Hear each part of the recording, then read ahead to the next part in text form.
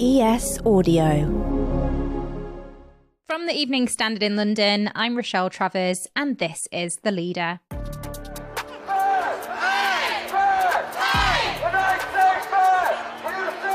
Health leaders are calling it the most disruptive strike in NHS history. We're in the midst of 96 hours of industrial action from junior doctors, and some have had to return to work in a struggling hospital due to staff shortages. The British Medical Association, the trade union and professional body for doctors in the UK, is asking for a 35% pay rise, something the government says is unreasonable. Health Secretary Steve Barclay also said the timing of the strike was regrettable. Clearly, a demand of 35%, which would involve some junior doctors receiving over £20,000 more in terms of their basic pay, is not reasonable to your viewers, to those who have to balance the wider issues of the economy and getting inflation down. The BMA claims that junior doctors in England have seen a 26% real terms pay cut since 2008, because pay rises have been below inflation. As a result of the current action being taken, it's estimated that around 350,000 appointments and operations have had to be rescheduled. Here are some of the views of those who have been protesting outside St Thomas's Hospital in London. It does feel awful that we were brought to this point that we have to strike again, and it was entirely avoidable. I had an appointment cancelled for my cancer checkup, lymphoma, and although I'm not badly ill at the moment, it's always a setback. It's been postponed until early May, but I think that the issue of pay for the doctors, for the nurses, for all the health workers and other services is just so crucial. I'm supporting these guys. Joining me now is Daniel Keane, the Evening Standard's health reporter. Daniel, it's been described as the most disruptive NHS strike in history. Is it? Yes, I think unfortunately it is by far. And there's a few different reasons to that. The first of which is the length of the strikes was 96 hours from Tuesday 7 a.m. until Saturday morning. And secondly, this time around, unlike the nursing strikes, there are no derogations. So junior doctors have walked out in every ward from A&E to cancer care. There are no exemptions at every level.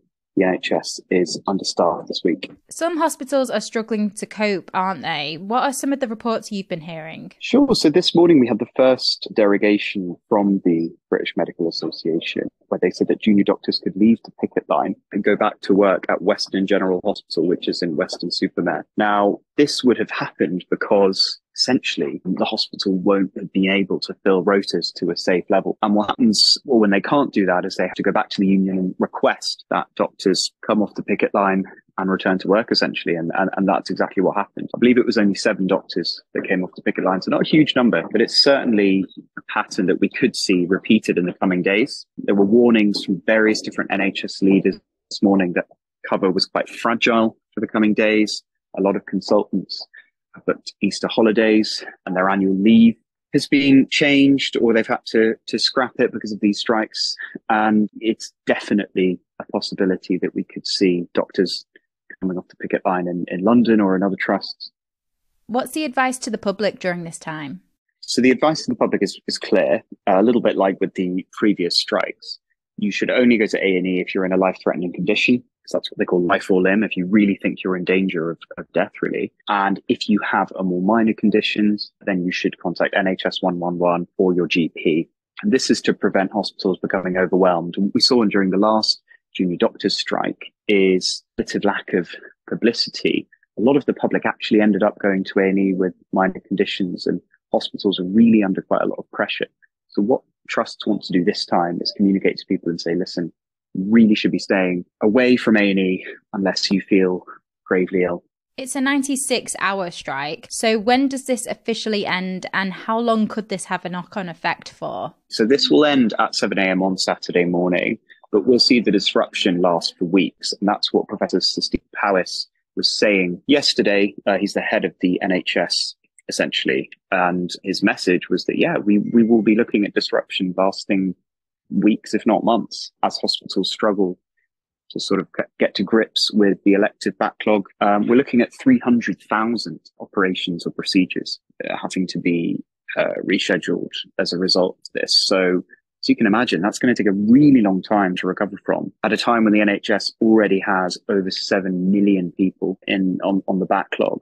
So this is a hugely disruptive strike that will take a long time to recover from. Let's go to the ads. Stay there to hear more from our health reporter, Daniel Keane, on whether or not this dispute could be resolved anytime soon.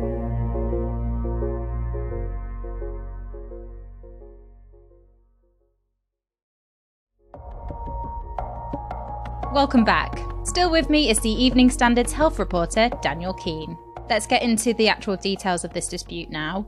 What are junior doctors asking for? Absolutely. So the claim made by the British Medical Association is that junior doctors have suffered a 26% fall in income since 2008. So they've seen their pay eroded over this time. And what they're seeking is something called pay restoration. So they believe that their pay should rise by 35% to combat fall in income. Now, that's a figure that a lot of people understandably might gawp at and say, wow, that's a huge amount of money. But their claim is that when you look at sort of RPI inflation, that it's gone up 58% since 2008, and their pay in cash terms has only risen by 16%. So there's obviously a huge disparity between those two numbers, and that's what the BMA is trying to fix. They're saying that junior doctors, particularly those who are in their first or second year of training, are really struggling to pay bills, rent, and generally just struggling with the rising cost of living. What are some of the personal stories you've been hearing from junior doctors? I think this is a really emotional dispute. Junior doctors feel really, really exhausted and demoralized, particularly after the COVID pandemic, which has kind of cast quite a long shadow over this strike. A lot of them were driven to the brink, really. And since the pandemic, the NHS has never really recovered kind of in earnest. There's a huge elective backlog and also very long waits in A&E, staffing shortages. So a lot of the stories I hear from doctors are being unable to kind of practice the medicine that they've been trained to practice and that they want to practice. And if you can't give a patient the care that you feel they deserve, then that is a demoralizing and testing experience. And that's the consistent theme when I speak to junior doctors is a sense of burnout and of desperation.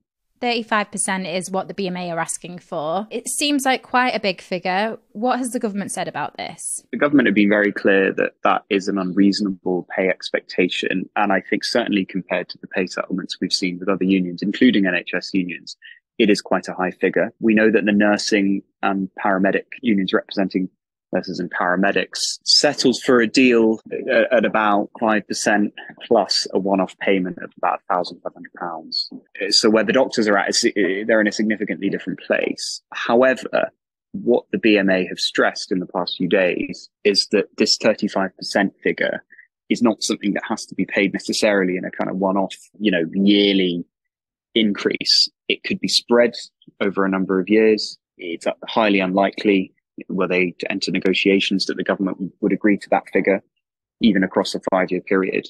So what NHS leaders and I imagine the public really want to see now is both sides get in a room and try to find an acceptable figure and try to find an acceptable compromise. And unfortunately, that's just not what is happening at the moment. And finally, can you see this dispute getting resolved anytime soon? Unfortunately, I don't. I think we have a few months left to go in this. The government will be hoping that public support for the strikes starts over time. I think what we could see is a similar sort of process play out than what happened with nurses and paramedics, where there was several strikes, each of them sort of progressively more disruptive, before both sides eventually kind of end up at the table. The difference this time is that the BMA's demand is significantly higher. They have an even stronger mandate among their members. And just from kind of anecdotally speaking to junior doctors, they are really, really energized in this dispute, and they are willing to go kind of on strike again and again and again until they get pay restoration. So unfortunately, I don't really see a way through this in the near future, But the hope is that perhaps both sides could get ACAS involved, which is the Independent Conciliation Service. And they might help to broker talks. Anything at this point is better than the current deadlock. You can find out more about the junior doctors' strike on our website, standard.co.uk. And that's it from The Leader. This podcast is back tomorrow at 4 p.m.